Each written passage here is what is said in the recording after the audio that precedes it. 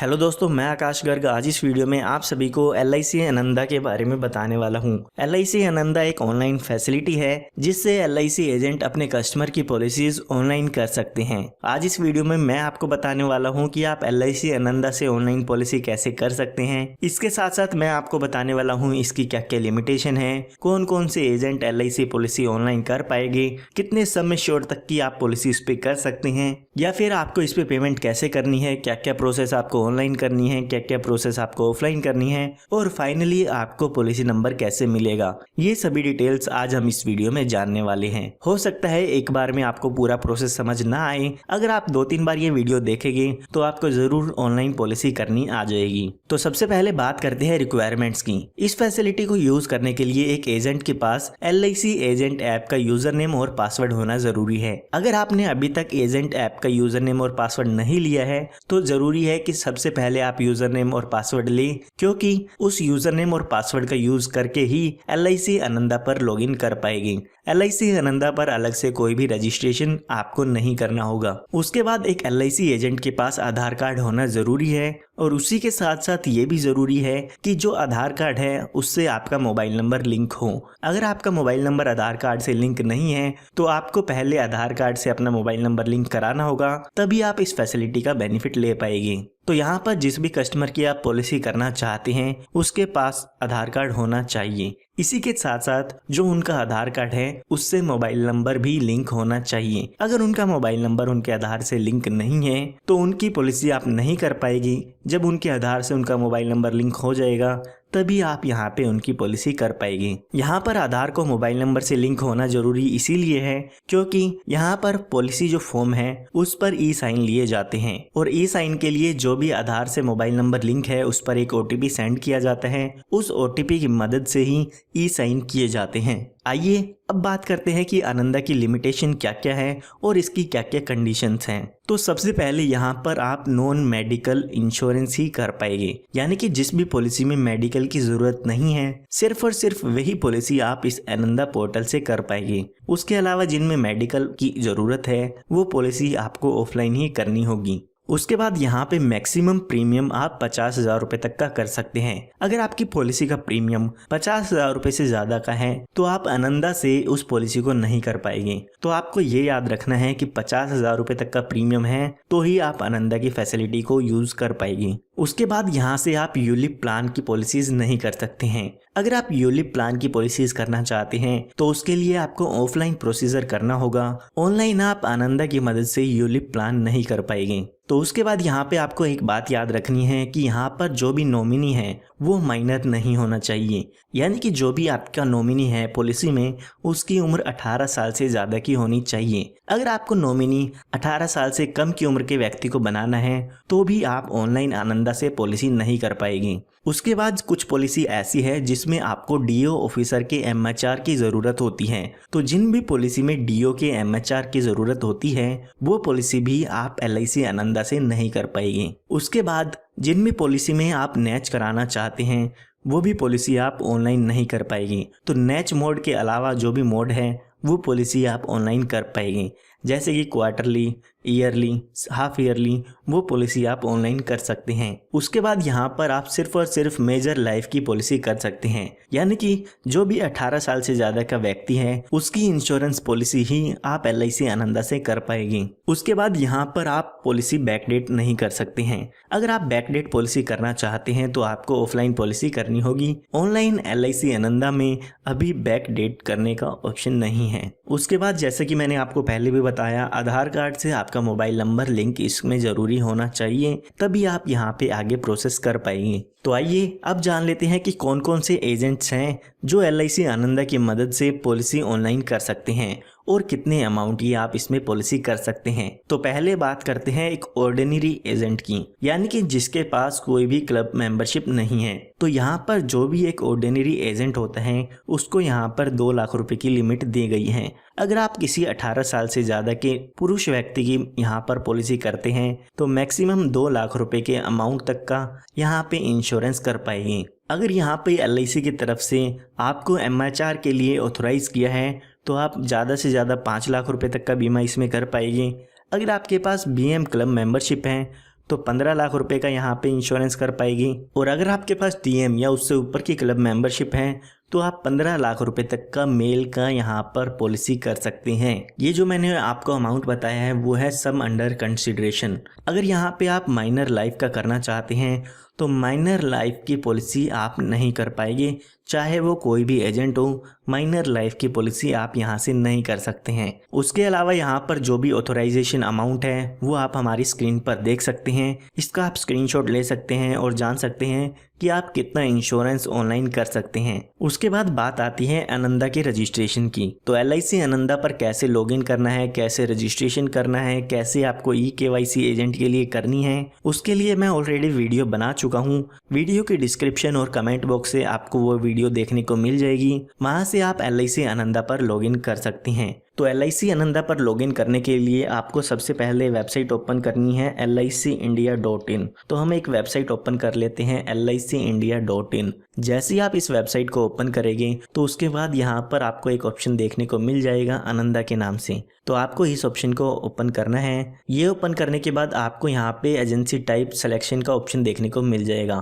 तो आपको regular agent पे क्लिक करके एंटर पे क्लिक कर देना है। उसके बाद यहाँ पर आपका जो भी यूजर आईडी है और पासवर्ड है वो एंटर करना है और उसके बाद साइन इन पे क्लिक करना है। जैसे ही आप साइन इन पे क्लिक करेंगे उसके बाद आपको कंटिन्यू पे क्लिक कर देना है। तो यहाँ पर आपका जो एजेंट पोर्टल है वो ओपन हो जाएगा और यहाँ से आप इंश्योरेंस पॉलिसी कर पाएंगी। तो सबसे पहले आपको क्लिक करना है premium calculator and lead generation पर। जैसे ही आप इस पे क्लिक करेंगे तो उसके बाद सबसे पहले आपको प्लान सेलेक्ट करना है, जो भी आप इंश्योरेंस प्लान करना चाहते हैं। तो यहाँ पर अलग अलग ऑप्शन दिए हुए हैं, endowment plan, whole life, money back, term insurance, health insurance या पेंशन प्लान। तो अभी के लिए मान लेते हैं हम प्लान नंबर 914 एंडोमेंट प्लान करना चाहते हैं। तो आपको क्लिक करना है प्रीमियम पर। जैसे ही आप प्रीमियम पर क्लिक करेंगे उसके बाद सबसे पहले डेट ऑफ बर्थ एंटर करनी होगी आपके पॉलिसी होल्डर की। तो यहाँ पर हम डेट ऑफ बर्थ अपने पॉलिसी होल्डर की एंटर कर देते हैं। उसके बाद यहाँ पे आपको अपने पॉलिसी होल्डर का रेजिडेंट स्टेटस सेलेक्ट करना है। तो इंडियन रेजिडेंट हमने सेलेक्ट कर दिया है। उसके बाद कंट्री आपको सेलेक्ट करनी है। उसके बाद जेंडर आपको सेलेक्ट करना है। उसके बाद टाइप ऑफ प्रपोजल का ऑप्शन दिया गया है। तो यहाँ से अगर आप इंडिविजुअल लाइफ की पॉलिसी कर रहे हैं तो आपको इंडिविजुअल लाइफ पॉलिसी सेलेक्ट कर देना है। ये करने के बाद आपको यहाँ पे सम एश्योर्ड टाइप करना है, जितना अमाउंट का भी आप इंश्योरेंस पॉलिसी लेना चाहते हैं। तो अभी के लिए मैं यहाँ पे टाइप कर देता हूँ 2 लाख रुपए। उसके बाद यहाँ पे आपको प्रीमियम मोड सेलेक्ट करना है।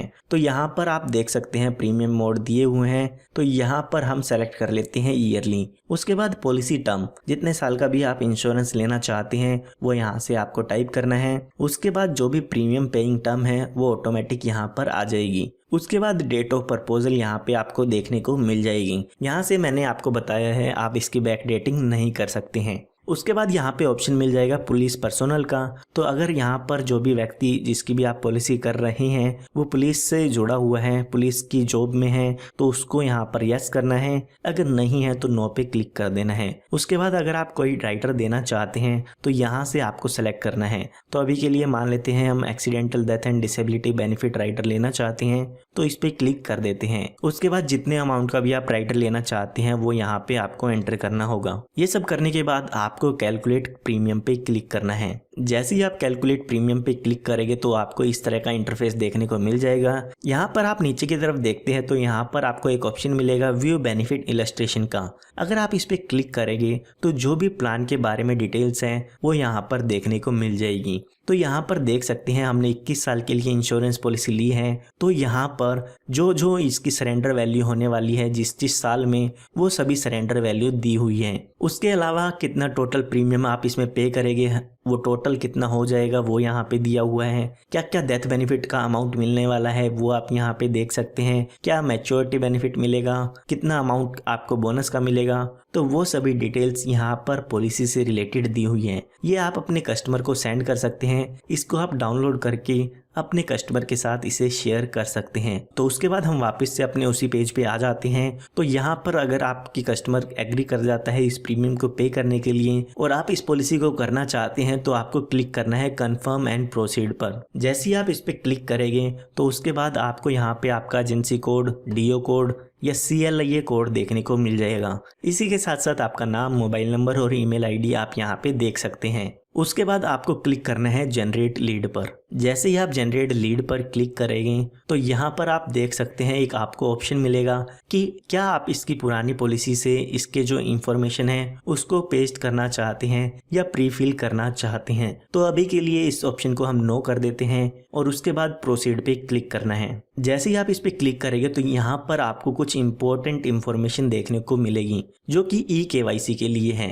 तो यहाँ पर दिया गया है कि आपको जो कस्टमर है उसका एक आधार फाइल डाउनलोड करनी है जो कि जिप फाइल में होगी और उसके बाद उस फाइल को आपको अपलोड करना होगा और एक OTP एंटर करना होगा। तो आपको यहाँ पर क्लिक करना है क्लिक हेयर टू डाउनलोड पर। जैसे ही आप इस पर क्लिक करेंगे तो आपके पास एक नई वेबसाइट ओपन हो जाएगी जो कि आधार कार्ड की वेबसाइट है। तो यहाँ पर आपको अपने कस्टमर का आधार कार्ड नंबर एंटर करना होगा। तो जो भी आपका कस्टमर है उसका आधार कार्ड नंबर एंटर करने के बाद आपको यहाँ पर एक कैप्चा कोड एंटर करना होगा जो कि आप इमेज में देख के एंटर कर सकते हैं। ये करने के बाद आपको सेंड OTP पर क्लिक कर देना है। जैसे ही आप सेंड OTP पर क्लिक करेंगे वैसे ही आपके कस्टमर के पास OTP चला जाएगा और आपको यहाँ पर OTP वो एंटर करना होगा जो भी आपके कस्टमर को मिला होगा उनके आधार कार्ड से लिंक मोबाइल नंबर पर। यहाँ पर आप देख सकते हैं यहाँ पर आपको एक ऑप्शन मिलेगा create a share code for paperless KYC। तो यहाँ पर आपको एक 4 कैरेक्टर का कोई भी कोड एंटर करना होगा जो कि हम आगे यूज़ करेंगे।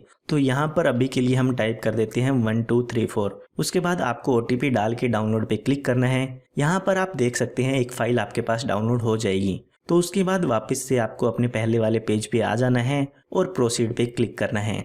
यहाँ पर आप ऊपर की तरफ देख सकते हैं अपलोड ई-KYC डिटेल ऑफ कस्टमर। तो अभी जो हमने डिटेल्स डाउनलोड की है वही डिटेल्स हमें अपलोड करनी है आधार कार्ड की। तो यहाँ पर सबसे पहले आपको अपने कस्टमर का मोबाइल नंबर एंटर करना होगा जो भी आधार कार्ड से रजिस्टर है। उसके बाद यहाँ पे आपको एक ऑप्शन मिलेगा पासकोड का। तो अभी हमने जो 4 कैरेक्टर का एक पासवर्ड क्रिएट किया था वो हमें यहाँ एंटर करना है। उसके बाद यहाँ पे आपको एक चूज फाइल का ऑप्शन मिलेगा। तो यहाँ पर अगर आप क्लिक करेंगे तो जो भी फाइल आधार कार्ड की डाउनलोड हुई है वो यहाँ पे आपको सेलेक्ट करनी है और ओपन पे क्लिक करके इस फाइल को इस पर अपलोड कर देना है।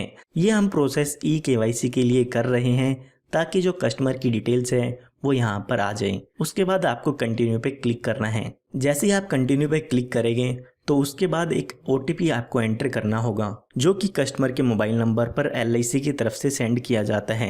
ये OTP आपको आपके कस्टमर से ले लेना है और उसके बाद कंटिन्यू पर क्लिक करना है। जैसे ही आप इस पर क्लिक करेंगे तो आप देख पाएंगे कि जो आपकी कस्टमर की डिटेल्स हैं जो भी उसके आधार कार्ड पे मेंशन है वो आपको यहाँ पर देखने को मिल जाएगी। इसी के साथ साथ जो आपकी कस्टमर की फ़ोटो है वो भी यहाँ पर आपको देखने को मिल जाती है। उसके बाद आपको कंटिन्यू पर क्लिक करना है। जैसे ही आप कंटिन्यू पर क्लिक करेंगे तो उसके बाद आपको कुछ इस तरह का इंटरफेस देखने को मिल जाएगा जो कि एक फॉर्म है और ये फॉर्म बिल्कुल वैसा ही है जैसा आप फॉर्म नंबर 300 फिल करते हैं। तो यहाँ पर देख सकते हैं नाम जो भी है, लास्ट नेम है, एड्रेस है, वो ऑटोमेटिक यहाँ पर फिल हो जाएगा। तो उसके बाद आपको सबसे पहले फादर नेम एंटर करना है। जो भी पॉलिसी होल्डर है उसके फादर नेम आपको यहाँ पर एंटर करना होगा। आप यहाँ पे देख सकते हैं रेड यहाँ पर जहाँ भी स्टार है वो इन्फॉर्मेशन आपको इसमें फिल करनी ज़रूरी है।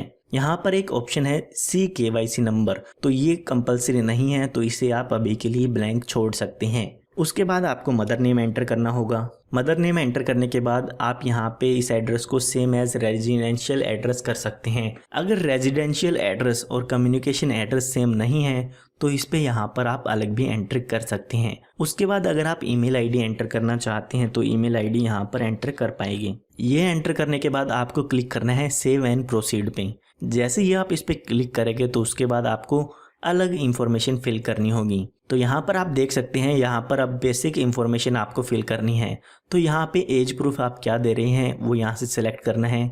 अभी के लिए हम सेलेक्ट कर लेते हैं आधार कार्ड। उसके बाद हमें मैरिटल स्टेटस बताना है कि वो मैरिड है अनमैरिड है, तो अभी के लिए हम सिंगल सेलेक्ट कर देते हैं। उसके बाद आप एड्रेस प्रूफ क्या दे रहे हैं तो वो ऑलरेडी आधार कार्ड सेलेक्ट है। आइडेंटिफिकेशन प्रूफ आधार कार्ड हमने दे दिया है। उसके बाद एजुकेशन क्वालिफिकेशन क्या है तो आप यहाँ से सिलेक्ट कर सकते हैं ग्रेजुएट है, अंडर ग्रेजुएट है या 12th पास है। तो अभी के लिए ग्रेजुएशन हमने सिलेक्ट कर दिया है। उसके बाद आपको डालना है प्लेस ऑफ बर्थ, तो जिस भी सिटी में आपके पॉलिसी होल्डर का जन्म हुआ है वो यहाँ पे एंटर करना है। अगर आप पैन कार्ड नंबर एंटर करना चाहते हैं तो पैन कार्ड नंबर यहाँ पे एंटर कर सकते हैं। उसके बाद अगर आपका जो पॉलिसी होल्डर है वो मैरिड है तो उसकी वाइफ का नाम यहाँ पे आप लिख सकते हैं। उसके बाद यहाँ पे आपको पॉलिसी रिलेटेड इंफॉर्मेशन दी हुई है। तो यहाँ पर जो भी प्लान आपने सेलेक्ट किया था वो देख सकते हैं, पॉलिसी का टर्म देख सकते हैं, पॉलिसी की प्रीमियम पेइंग टर्म देख सकते हैं। तो यहाँ पर जो ऑलरेडी आप डिटेल्स फिल कर चुके हैं वही आपको देखने को मिलेगी। तो उसके बाद आपको क्लिक करना है सेव एंड प्रोसीड पर। जैसे ही आप इस पर क्लिक करेंगे तो उसके बाद आपको ऑक्यूपेशन डिटेल्स फिल करनी होगी, यानी कि जो आपका पॉलिसी होल्डर है वो क्या काम करता है। तो यहाँ पर आप देख सकते हैं जो भी डिटेल्स हैं यहाँ पर आप सेलेक्ट कर सकते हैं। सबसे पहले आपको ऑक्यूपेशन उनका सेलेक्ट करना है कि वो क्या काम करते हैं। तो यहाँ से अभी के लिए हम बिजनेस सेलेक्ट कर देते हैं। उसके बाद नेचर ऑफ ड्यूटी में भी हम बिजनेस सेलेक्ट कर देंगे और सोर्स ऑफ इनकम यानी कि उसकी इनकम कहाँ से आती है तो वो भी बिजनेस से ही आती हैं। उसके बाद आपके जो कस्टमर हैं उनकी एनुअल इनकम यहाँ पे आपको एंटर करनी होगी और उनके प्रेजेंट एम्प्लॉयर का नाम एंटर करना होगा अगर वो कहीं पर जॉब पर हैं। अगर उनका बिजनेस है तो यहाँ पर प्रेजेंट एम्प्लॉयर के नाम की एंटर करने की ज़रूरत नहीं होगी। उसके बाद यहाँ पे आपको एक ऑप्शन मिलेगा are you a income tax assessee. ये ऑप्शन उन लोगों के लिए दिया गया है जो लोग इनकम टैक्स की रिटर्न फाइल करते हैं। अगर आपके customer income tax return file करते हैं तो आपको येस पे क्लिक करना है, वरना नो पे क्लिक कर देना है। उसके बाद अगर आपके कस्टमर ने जीएसटी का रजिस्ट्रेशन कर रखा है तो यहाँ से येस करना है, अदरवाइज नो कर देना है। अगर आपको एलआईसी का फॉर्म नंबर 300 फिल करना आता है तो ये डिटेल्स आप आसानी से भर सकते हैं। तो उसके बाद यहाँ पे कुछ लीगल एक्टिविटीज के क्वेश्चन दिए हुए हैं कि आप यहाँ पे किसी डेंजरस एक्टिविटी से जुड़े हुए हैं या नहीं। तो यहाँ पर पूछा गया है कि आपके कस्टमर किसी डेंजरस एक्टिविटीज का काम तो नहीं कर रहे हैं, तो इन ऑप्शंस पर आपको नो कर देना है अगर आपके कस्टमर किसी भी डेंजरस एक्टिविटी से जुड़े नहीं हैं। उसके बाद यहाँ पे पूछा गया है कि आपके जो कस्टमर है वो पॉलिटिकल एक्सपोज पर्सन तो नहीं है। उसके बाद पूछा गया है कि आपके जो कस्टमर है उस पर किसी भी तरह का कोई क्रिमिनल चार्ज तो नहीं है। तो इन ऑप्शन पर आपको नो करके सेव एंड प्रोसीड पे क्लिक कर देना है। ये सब करने के बाद आपको यहाँ पे एडिशनल इन्फॉर्मेशन सबमिट करनी होगी। सबसे पहले आपको बताना है कि ऑब्जेक्टिव क्या है आपके इंश्योरेंस का। तो यहाँ पर आप सेलेक्ट कर सकते हैं रिस्क कवरेज एंड सेविंग। यहाँ पे इनकम प्रूफ पूछा गया है अगर आप इसमें कोई सबमिट करते हैं तो नो इनकम प्रूफ सबमिटेड यहाँ पे हम सेलेक्ट कर देते हैं क्योंकि हमने यहाँ पर कोई भी इनकम प्रूफ सबमिट नहीं किया है। उसके बाद अगर आपके इनकम टैक्स एसएससी है जो भी आपके कस्टमर हैं तो उनको यहाँ पे आपको टैक्स ब्रैकेट बताना होगा कि कौन सा टैक्स ब्रैकेट उनका है। यहाँ पर अभी के लिए हम नील कर देते हैं। तो उसके बाद आप देख सकते हैं यहाँ पर किसी पर भी रेड टिक नहीं दिया हुआ है, यानी कि ये फील्ड कंपल्सरी नहीं है, तो इसको आप ब्लैंक भी छोड़ सकते हैं। तो यहाँ पर अभी हम इनकम डाल देते हैं जो भी हमने इनकम एंटर की थी 5 लाख रुपए की जो कि टोटल इनकम थी। उसके बाद सेव एंड प्रोसीड पे क्लिक कर देना है। तो आप यहाँ पे देख सकते हैं यहाँ पे आपकी प्रीवियस इंश्योरेंस डिटेल्स पूछी गई हैं। तो यहाँ पर लिखा गया है do you of the following question regarding current proposal और प्रीवियस पॉलिसीज एप्लीकेबल। तो यहाँ पर आपको इन क्वेश्चंस का आंसर करना है। सबसे पहले आपको इनको पढ़ना है। यहाँ पर पूछा गया है कि आपके पिछले कुछ टाइम में क्या आपके कस्टमर की पॉलिसी कोई रिवाइव हुई है या आपकी कोई पॉलिसी ऐसी है जो बंद हो चुकी है, या इसके साथ साथ क्या अपने बच्चों का भी इंश्योरेंस कर रहे हैं। तो वो सभी डिटेल्स यहाँ पे पूछी गई है कि आपका कोई प्लान बंद तो नहीं हुआ है, या कई बार ऐसा होता है कि एक्स्ट्रा प्रीमियम पर पॉलिसी एक्सेप्ट की जाती हैं तो उनके लिए यहाँ पर नो सेलेक्ट कर देना है। ये सभी क्वेश्चंस आपके फॉर्म नंबर 300 में भी होते हैं। उसके बाद आपको सेव एंड प्रोसीड पे क्लिक करना है। उसके बाद यहाँ पे फैमिली डिटेल्स एंटर करनी होगी जिसकी भी आप पॉलिसी कर रहे हैं। आप यहाँ पे देख सकते हैं फादर और मदर की डिटेल्स कंपलसरी यहाँ पर आपको एंटर करनी होगी। तो यहाँ पर सबसे पहले रिलेशनशिप सेलेक्ट करना है। फादर हम सेलेक्ट कर देते हैं। उसके बाद एज यहाँ पे एंटर करनी है और अगर वो जीवित हैं तो उनको यहाँ पे आपको बताना होगा गुड है उनकी हेल्थ कंडीशन या सही नहीं है। तो अभी के लिए गुड पे क्लिक करना है और उसके बाद सेव पे क्लिक कर देना है। जैसे ही आप सेव पे क्लिक करेंगे नीचे की तरफ आपको उनकी इंफॉर्मेशन देखने को मिल जाएगी। अभी के लिए मान लेते हैं जो आपके क्लाइंट है उनकी मदर एक्सपायर हो चुकी हैं, तो यहाँ पर डेड का ऑप्शन दिया गया है। यहाँ से आपको उनकी डिटेल्स एंटर करनी होगी। तो रिलेशनशिप मदर सेलेक्ट करके एज एट डेथ बतानी है। जब उनकी डेथ हुई थी तो उनकी एज कितनी थी वो एंटर करके उसके बाद यहाँ पे आपको बताना है कॉज ऑफ डेथ, मृत्यु किस कारण से हुई थी। ये सब एंटर करने के बाद आपको सेव पे क्लिक करना है। जो जो आप फैमिली डिटेल यहाँ पे एंटर करना चाहते हैं वो डिटेल्स यहाँ पर आप एंटर कर सकती हैं। अगर आप अपने क्लाइंट के बच्चों को, डॉटर को, ब्रदर, सिस्टर, जो भी डिटेल्स एंटर करना चाहते हैं वो यहाँ से कर पाएंगे। उसके बाद जब ये डिटेल्स आप ऐड कर देते हैं उसके बाद यहाँ फैमिली हिस्ट्री में ये डिटेल्स चेक कर पाएंगे और आपको सेव एंड प्रोसीड पे क्लिक करना है। ये करने के बाद यहाँ पे आपसे कस्टमर की हैबिट्स पूछी गई हैं। अगर आपके कस्टमर स्मोक करते हैं या किसी भी तरह की कोई ड्रिंक करते हैं तो उसके बारे में आप यहाँ से येस और नो सेलेक्ट कर सकती हैं। अभी के लिए मान लेते हैं जो हमारा कस्टमर्स है वो कोई भी अल्कोहलिक ड्रिंक नहीं लेते हैं, ना कोई निकोटिक्स लेते हैं, ना कोई ड्रग लेते हैं, ना किसी भी तरह का कोई तंबाकू लेते हैं। तो यहाँ पर हम नो पे क्लिक कर देते हैं। उसके बाद जो भी आपका क्लाइंट है उसकी हाइट और यहाँ पर वेट आपको एंटर करना है। तो अभी हम यहाँ पे एंटर कर देते हैं 160 सेंटीमीटर और वेट एंटर कर देते हैं 65 किलो का। उसके बाद यहाँ पे पूछी गई है आपके कस्टमर की हेल्थ कैसी है, तो यहाँ पर हम गुड सेलेक्ट कर देते हैं। उसके बाद यहाँ पर हेल्थ हैबिट्स पूछी गई हैं। तो यहाँ पर पूछा गया है कि क्या पिछले 5 सालों में आपके कस्टमर ने मेडिकल प्रिकॉशन ली है। तो इस तरह की डिटेल्स हैं यहाँ पर मेडिकल से रिलेटेड, इन पर आपको नो कर देना है। उसके बाद यहाँ पर फैमिली मेडिकल हिस्ट्री पूछी गई है। अगर उनकी फैमिली में किसी को एड्स है, HIV है या किसी भी तरह की बीमारी है तो उसके लिए यहाँ पर ऑप्शन दिया गया है। यहाँ पर भी आपको नो पे क्लिक कर देना है अगर उनकी फैमिली में कोई भी बीमारी नहीं है। उसके बाद यहाँ पे मेडिकल हिस्ट्री पूछी गई है आपके कस्टमर्स की। तो यहाँ पर काफ़ी चीज़ें दी हुई है जो भी मेडिकल से रिलेटेड हैं। इनमें से कोई भी बीमारी अगर आपके कस्टमर को है तो आपको यस करके उनको सेलेक्ट कर लेना है। तो अभी के लिए हम क्लिक कर देते हैं नो पर। इसका मतलब ये है कि जो भी हमारा क्लाइंट है उसको किसी भी तरह की कोई भी बीमारी नहीं है। उसके बाद आपको क्लिक करना है सेव एंड प्रोसीड पे। जैसे ही आप इस पे क्लिक करेंगे तो आपको यहाँ पे 2 ऑप्शन पूछे गए हैं कि क्या मैच्योरिटी पर आप इसके सेटलमेंट ऑप्शन को चूज करना चाहेंगे और डेथ बेनिफिट को इंस्टॉलमेंट में लेना चाहेंगे। तो जिन लोगों को नहीं पता है वो एक वीडियो देख सकते हैं इस पर। मैं इसके लिए एक डिटेल वीडियो बना चुका हूं जिसमें आप सेटलमेंट ऑप्शन और डेथ बेनिफिट इन इंस्टॉलमेंट का ऑप्शन जान सकते हैं। तो अभी के लिए इन दोनों को हम नो कर देते हैं और सेव एंड प्रोसीड पे क्लिक करते हैं। उसके बाद यहाँ पर आपको बैंक अकाउंट डिटेल्स एंटर करनी होगी। सबसे पहले IFSC कोड, उसके बाद अकाउंट नंबर आपको एंटर करना होगा। ये एंटर करने के बाद आप देख सकते हैं बैंक नेम, ब्रांच नेम और बैंक एड्रेस ऑटोमेटिक इसमें आ जाएगा। ये एंटर करने के बाद आपको नॉमिनी की डिटेल्स एंटर करनी होगी जो भी आप अपनी पॉलिसी में बनाना चाहते हैं। मैक्सिमम 3 नॉमिनी आप इसमें कर सकते हैं। तो यहाँ पर आपको नॉमिनी का नाम डालना होगा, जो भी आपके क्लाइंट है उनसे उनका क्या रिलेशन है वो आपको यहाँ पे सेलेक्ट करना होगा। उसके बाद नॉमिनी की एज एंटर करनी होगी और कितना % यहाँ पे अपने नॉमिनी को बनाना चाहते हैं। अगर आप 2 नॉमिनी बनाना चाहते हैं तो 50-50% शेयर आप इसमें दे सकते हैं।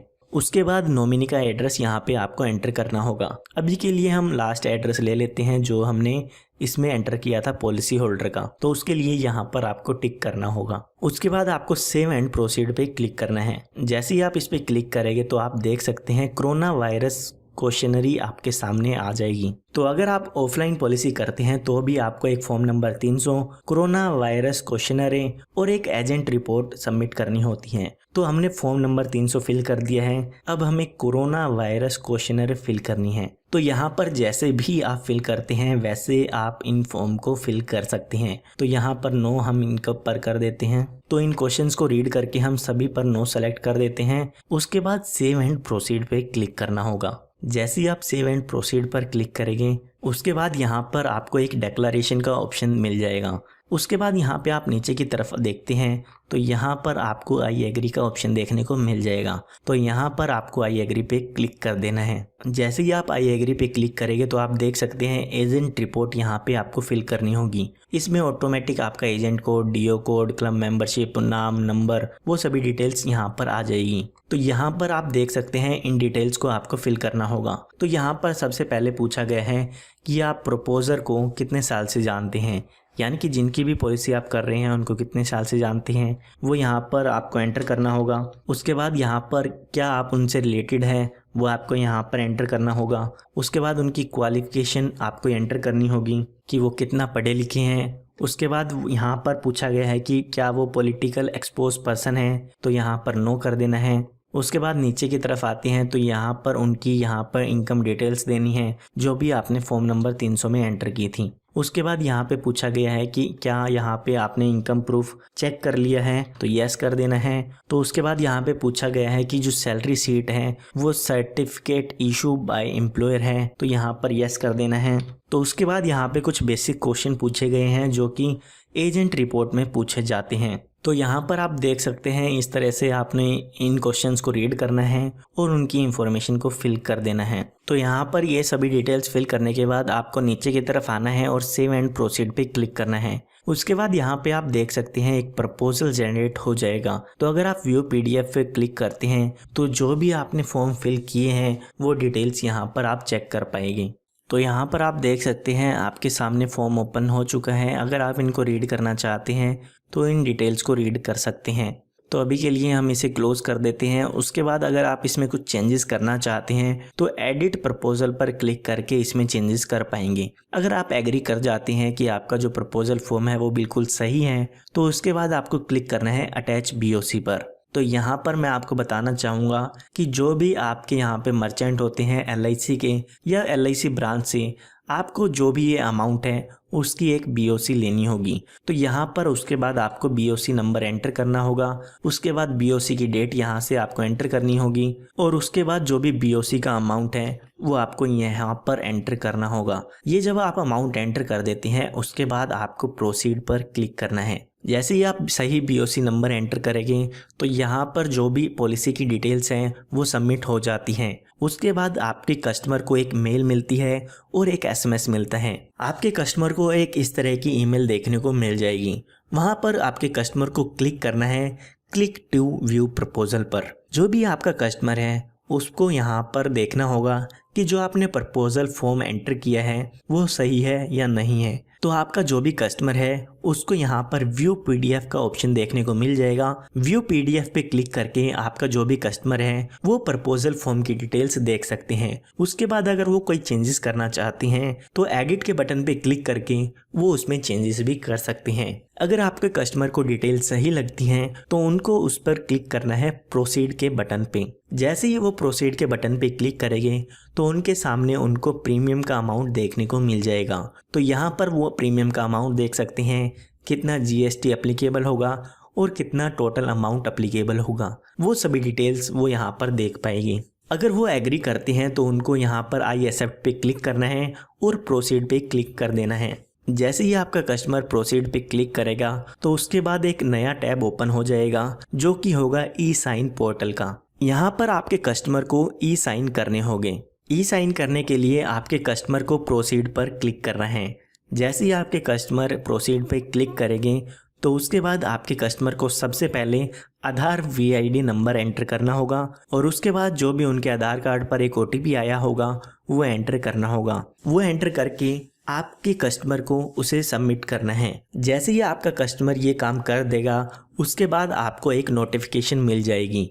आपकी ईमेल आईडी पर आपको एक नोटिफिकेशन मिलेगी कि आपके जो कस्टमर हैं उन्होंने ई साइन प्रोसेस कर दिया है। उसके बाद आपको यहाँ पर ई साइन प्रोसेस करनी होगी। तो यहाँ पर आपको ई साइन करने के लिए अपना यहाँ पे LIC आनंदा पोर्टल ओपन कर लेना है। आपको यहाँ पे एडमिन जॉब्स में ऑप्शन देखने को मिल जाएगा ई साइन प्रपोजल। तो यहाँ पर आपको सबसे पहले एक्सेस आईडी एंटर करनी होगी।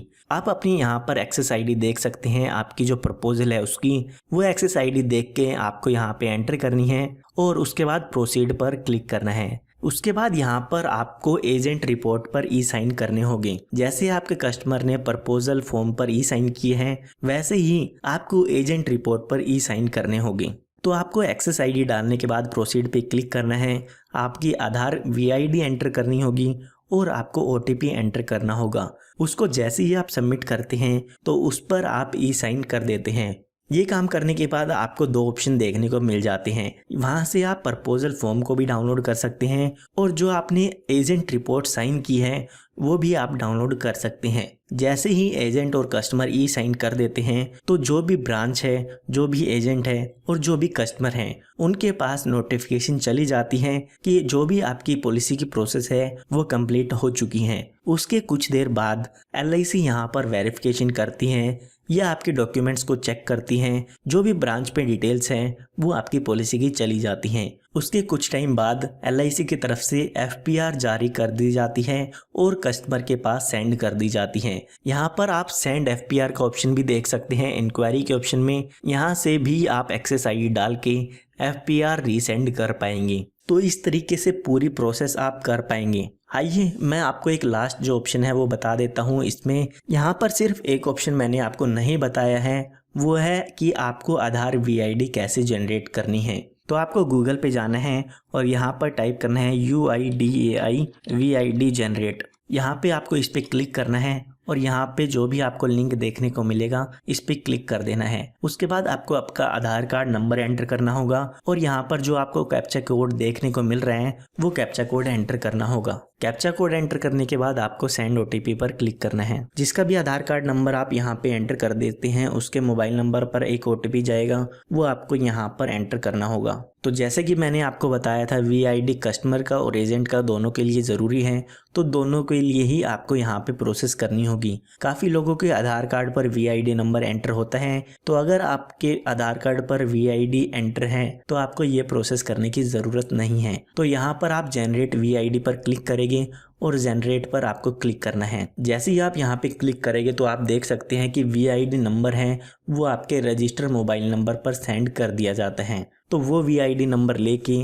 आप E-साइन के लिए उस VID नंबर का यूज़ कर सकते हैं। LIC आनंदा की लगभग मैंने आपको पूरी प्रोसेस बता दी है। फिर भी अगर आपको डाउट है तो वो आप कमेंट में पूछ सकते हैं। यहाँ पर LIC आनंदा की लगभग सभी डिटेल्स मैंने आपको बता दी हैं। अब बात आती है FPR की। तो जो भी FPR होती है वो कुछ इस तरीके से कस्टमर के पास कस्टमर की मेल पर सेंड कर दी जाती है। इसी के साथ साथ अगर हम बात करें पॉलिसी बॉन्ड की, तो पॉलिसी बॉन्ड जो कि ओरिजिनल होता है वो आपको LIC ब्रांच से कलेक्ट करके अपने कस्टमर को देना होगा, या आपके कस्टमर भी LIC ब्रांच से बॉन्ड को कलेक्ट कर सकते हैं। हो सकता है एक बार आपको ये प्रोसेस मुश्किल लगे, लेकिन अगर आप इस प्रोसेस को समझ जाते हैं तो आपके लिए ये काम करना काफ़ी आसान हो जाएगा।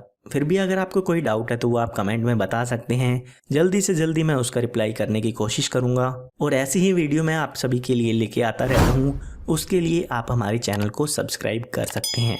धन्यवाद।